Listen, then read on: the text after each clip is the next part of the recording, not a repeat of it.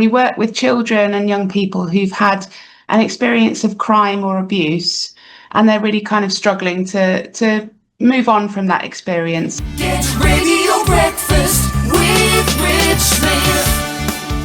We continue with our Small Charities Week here at Get Radio.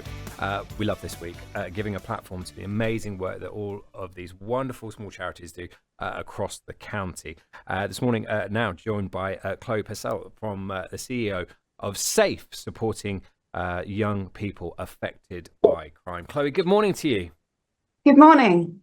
Thanks so much for joining us. As we mentioned just in the song, actually, just before this, it's been a couple of years since we spoke, which I quite like and enjoy and love as well. That we've kind of done this before. There's a little gap, and here we are back on the radio once again. Just give people a little refresher about the amazing work that you do. Yeah, so SAFE's a charity that's based in Oxford but working across the Thames Valley, so in Oxfordshire, Berkshire, Buckinghamshire.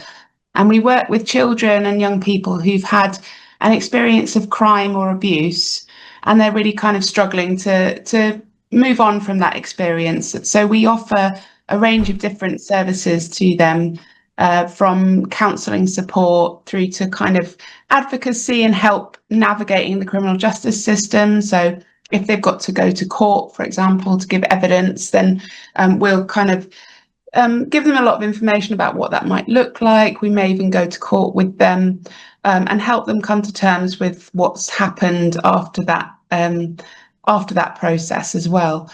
And then we also run kind of group work programs. So we found actually over the years that young people say how much they value meeting other young people that have had similar experiences. So we like to bring together groups of children who've experienced similar things, to do kind of fun activities, but also to get strength from each other, and that's a really big aspect of what we do. And what has become clear, even though we're on Tuesday of this wonderful week and speaking to all of these charities, is the specialisation of what different charities do, and the kind of the not tarring of the same brush of kind of things happen. There are specifics, and like you said, the specifics of relating to crime and all of that kind of stuff. You know, young people in that world. I mean, even as an adult, there are things that I mess up adulting. But as a child, and just going through something as complex as the legal system and dealing with crime and what have you, having that help and support there to go, hey, don't worry, we've got your back. It is vitally important.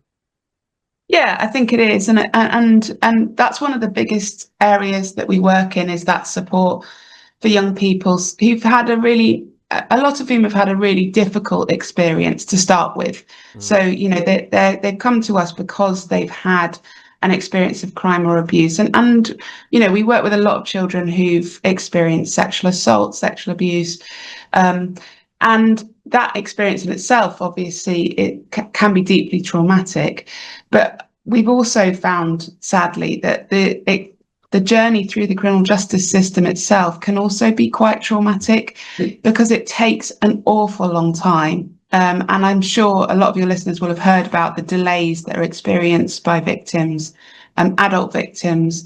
And sadly, we're experiencing that with children as well. So we might be working with a young person who's had an experience of sexual abuse, sexual assault at the age of, say, 13, and report it to the police. And then that journey going through the criminal justice process doesn't complete. And for 3, 4, 5 years even, you know, like maybe when they're 19, they come out the other end.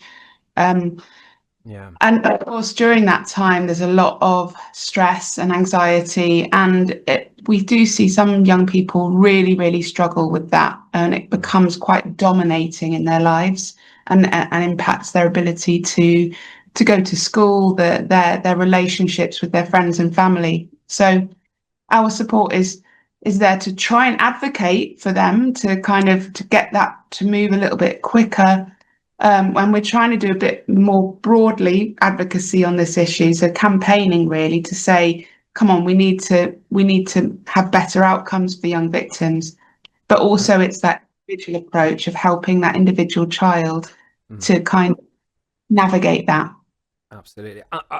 forgive me if I'm maybe not on the right lines for this, but I'm sort of trying to break it down into a sort of a mass market type of thing. But chatting to you this morning and seeing the very popular Netflix drama Adolescence.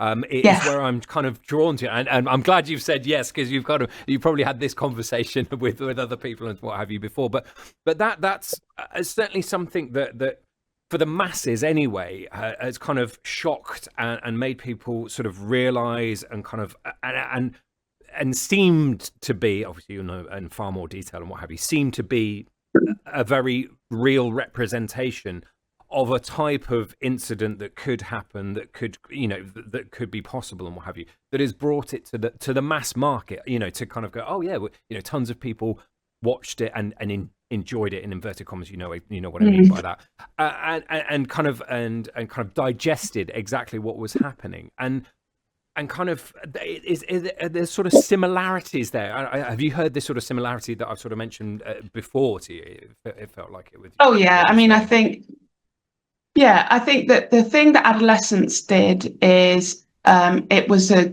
great kind of conversation starter, and in terms of kind of getting people to talk about some very real issues. There were loads of things that I didn't like about Adolescence. I'm going to say that. I think it's important to say there was lots of stuff that I didn't feel was very realistic in terms of its portrayal. But on the other hand, I think it was great at getting people to talk about some of these issues.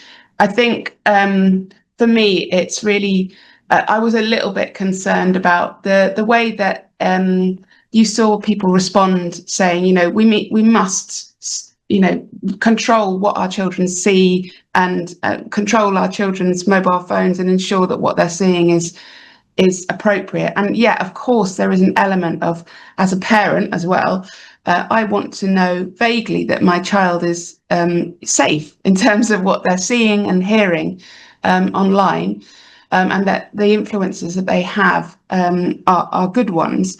I think, though, that the really important point is trying to keep a dialogue open with your child, and that doesn't come necessarily through monitoring what they're looking at online.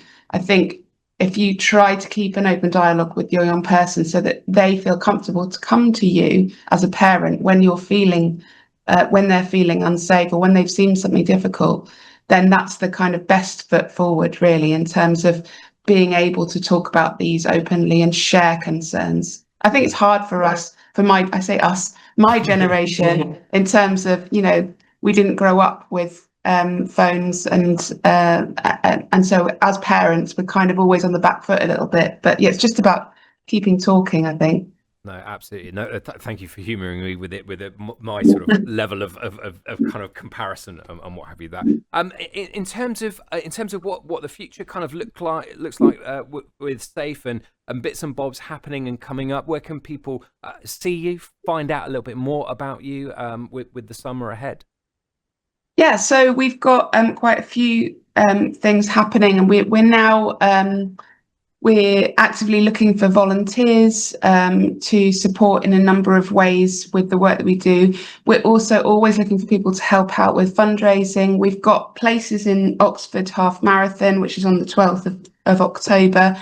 We've also got places in Windsor Women's 10K, which is at the end of September. So if anyone fancies running through Windsor Great Park, then please get in touch.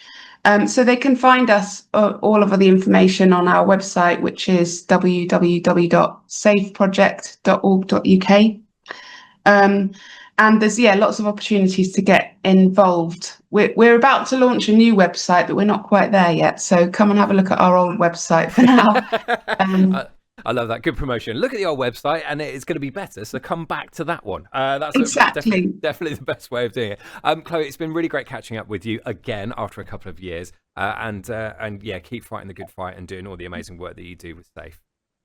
Thank you. Thanks for having me. Absolute pleasure. Chloe Purcell there, of the CEO of Safe, supporting young people affected by crime here on Get Radio on Small Charities Week. We love that. Brilliant.